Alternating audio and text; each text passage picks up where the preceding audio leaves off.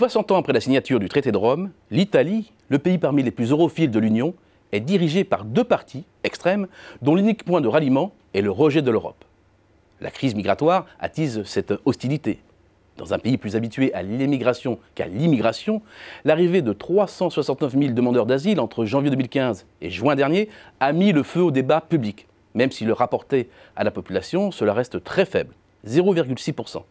Un effort d'accueil bien plus limité que ceux réalisés par la Suède, la Hongrie, l'Allemagne ou la Grèce, et inférieur à la moyenne européenne.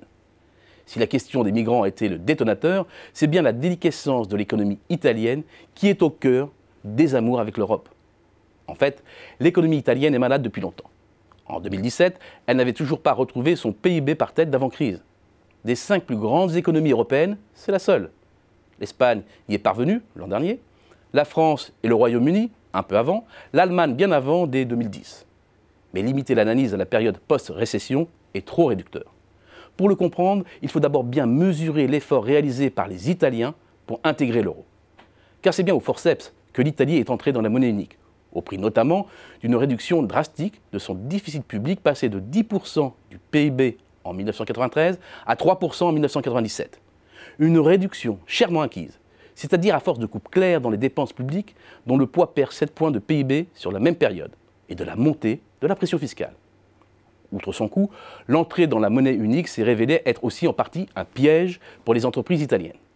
Il faut revenir à l'ADN même du modèle italien qui a fait son succès dans les années 80-90, un modèle articulé autour de 4 clés de voûte: salaire bas, monnaie faible, politique industrielle pilotée par l'État, dynamisme des PME, notamment dans les secteurs traditionnels du textile, de la chaussure, du cuir, du meuble, du bois, mais aussi de l'industrie mécanique.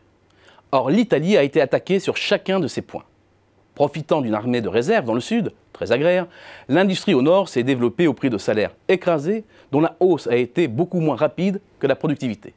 C'était la première source de la compétitivité transalpine, aujourd'hui complètement épuisée.